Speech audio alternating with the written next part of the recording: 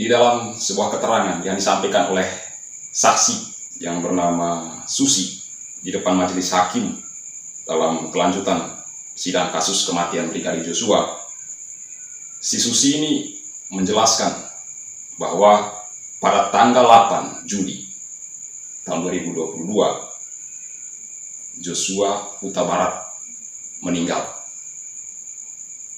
2 hari kemudian, tepatnya tanggal 10 Juli tahun 2022, Ferdi Sambo, Putri Chandrawati beserta ajudannya, termasuk saksi yang bernama Susi ini, mengadakan acara makan bersama atau yang Susi sebut makan-makan. Makna apa yang bisa kita coba tangkap dari kejadian yang diceritakan oleh saksi yang bernama Susi ini? Yaitu bahwa Ferdi Sambo beserta komplotannya itu berpesta, bersukacita. Kira-kira seperti itu. Mereka beracara atau membuat acara dengan sukacita atas kematian Brigadir Joshua. Mereka seperti meluapkan kegembiraan karena telah berhasil menyelenyapkan seseorang yang mungkin selama ini bagi mereka mengganggu kenyamanan mereka atau mungkin berpotensi mengganggu posisi mereka atau bahkan eksistensi mereka. Sehingga dengan hilangnya Joshua dari muka bumi membuat mereka merasa bahagia. Bahkan keterangan Susi mengatakan bahwa ketika acara makan bersama itu, dia belum tahu kalau Joshua Huta Barat sudah meninggal 2 hari sebelumnya. Dia baru mengetahui kejadian itu pada keesokan harinya, tanggal 11 Juli tahun 2022. Saya teringat akan apa yang pernah diucapkan oleh Deoli Payumara, mantan pengacara Barada Eliezer. Dia menyebut-nyebut istilah psikopat.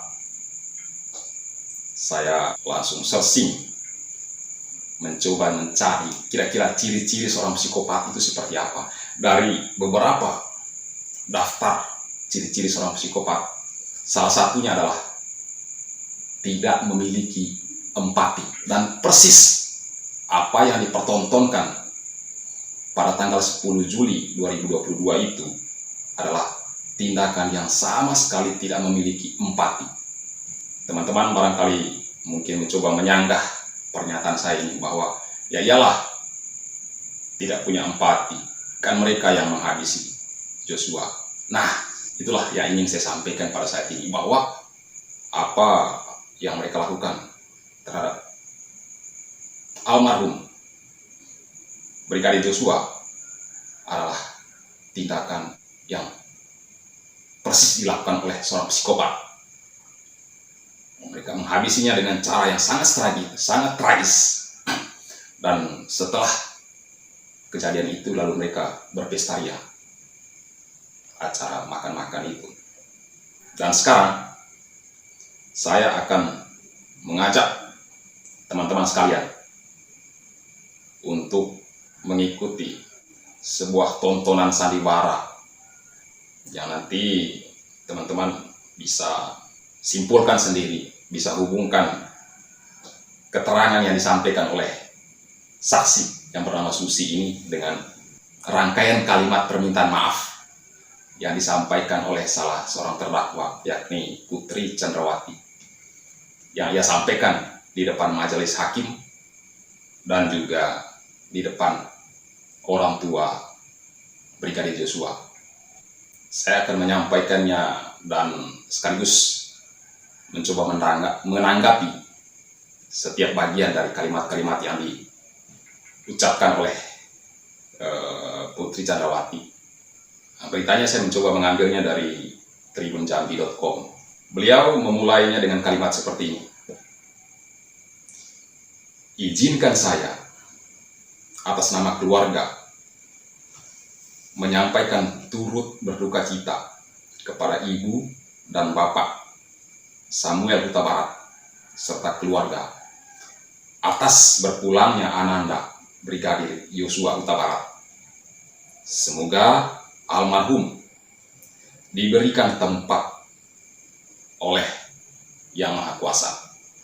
Di kalimat pembuka ini, Ibu Putri Chandrawati cukup berhasil membuat kita terhipnotis bahwa beliau turut berduka cita atas kematian Brigadir Joshua.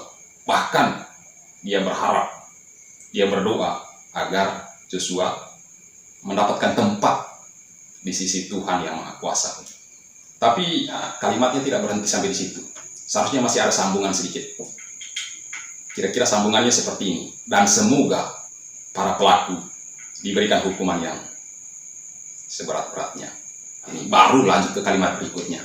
Nah, kalimat berikutnya seperti ini bunyinya. Lanjut dari Ibu Pisi. Ibu dan Bapak Samuel Huta Barat dan keluarga. Kita sebagai manusia hanya bisa mengembalikan setiap jalan kehidupan kita ini yang adalah kehendak dan rahasia dari Tuhan Yang Maha Kuasa. Jujur, saya secara pribadi di bagian ini dari kalimat permohonan maaf dari Ibu Pisi agak sedikit terganggu. Karena menurut saya pernyataan ini seperti sedang menasihati orang tua dari almarhum Joshua.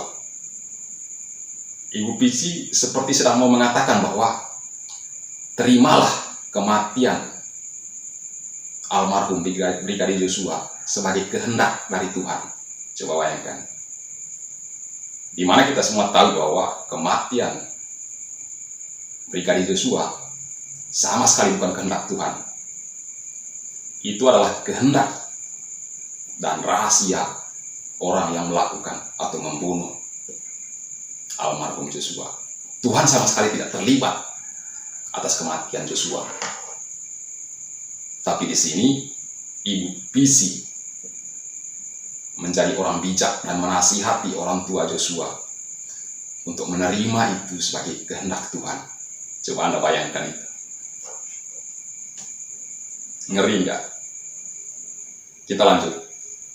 Lalu Putri Chandrawati mengatakan, saya dan Bapak Ferdy Sambo sedikit pun tidak menginginkan kejadian seperti ini terjadi dalam kehidupan keluarga kami yang membawa duka dan luka yang dalam bagi saya dan keluarga. Di bagian ini dari rangkaian kalimat yang dramatis ini seperti mau mengatakan bahwa kami menghabisi Brigadir Joshua tapi tidak mau menerima konsekuensi hukum atas perbuatan yang kami lakukan. Kira-kira seperti itu makna yang bisa saya tangkap dari bagian ini, dari kalimat permohonan maaf dari Ibu Pisi ini. Jadi mereka melakukan perbuatan yang melawan hukum, tapi konsekuensinya mereka tidak mau terima. Kira-kira seperti itu. Lalu Ibu Pisi melanjutkan, saya juga sebagai seorang ibu bisa merasakan bagaimana duka yang dalam di hati ibu sebagai ibunda dari Yosua yang mengalami kehilangan seorang anak yang adalah nafas kehidupan. Di bagian ini makin dramatis, tapi sekaligus kebohongannya juga makin terlihat. Itu sama seperti begini, si A membunuh si B, lalu menyampaikan kepada si C bahwa si A ini merasa kehilangan atas kematian si B. Oh, dia yang bunuh si B kok. Dia masih merasa kehilangan. Kan nggak masuk di akal itu. Kamu yang bunuh, kamu yang merasa kehilangan. Gimana ceritanya? Kita lanjut. Lalu Ibu Putri Chandrawati mengatakan, dari kerendahan hati yang dalam, saya memohon maaf untuk Ibunda Yosua beserta keluarga atas peristiwa ini. Semoga Tuhan Yang Maha Kuasa membuka dan menguatkan hati ibu dan Bapak Samuel Huta Barat beserta keluarga. Tuhan Yesus memberkati dan menyertai Ibu dan Bapak Samuel serta keluarga. Jadi di bagian sini beliau meminta maaf kepada keluarga almarhum. Tersirat bahwa dia mengakui bahwa memang dialah pelakunya. Tidak ada orang yang tidak melakukan kesalahan terus minta maaf. Hanya orang yang berbuat salah yang minta maaf. Sesederhana itu. Jadi kalau dia minta maaf, itu menunjukkan bagaimana dia yang melakukannya. Walaupun tidak secara lugas ia mengatakan bahwa dialah yang telah membunuh korban. Dan di bagian terakhir dari rentetan kalimat yang katanya permintaan maaf ini, tetapi isinya penuh dengan drama dan kebohongan belaka. Beliau mengatakan bahwa saya siap menjalani sidang ini dengan ikhlas dan ketulusan hati saya, agar seluruh peristiwa yang terjadi dapat segera berlalu. Di bagian ini saya secara pribadi melihatnya bahwa orang ini dia hanya memikirkan agar proses persidangan, agar proses hukum ini segera selesai, segera berakhir, sehingga namanya tidak diceritakan lagi di mana-mana. Hanya itu yang dia pikirkan. Tetapi mengenai seperti apa rentetan cerita di dalam proses penegakan hukum ini, dia tidak terlalu pusing. Bagi dia yang penting udah kelar semuanya. Jadi kita bisa melihat bahwa kalimat demi kalimat yang diucapkan secara dramatis dan puitis yang disampaikan oleh terdakwa Ibu PC ini, semuanya hanya mengandung isi yang membuat orang terbuai dan terlena. Tetapi daya hipnotisnya itu justru membungkus kebohongan dan kemunafikan. Dan teman-teman, saya kira juga punya pendapat sendiri mengenai pernyataan permohonan maaf yang disampaikan Ibu PC ini, lalu dihubungkan dengan keterangan saksi yang bernama Susi di awal tadi. Lalu teman-teman bisa tentukan maknanya. Tapi kita berharap agar proses hukum yang saat ini sedang berlangsung tetap dijalankan, dan bagi korban, khususnya keluarga dari almarhum Brigadir Joshua, mendapatkan keadilan bagi anak mereka yang telah tiada.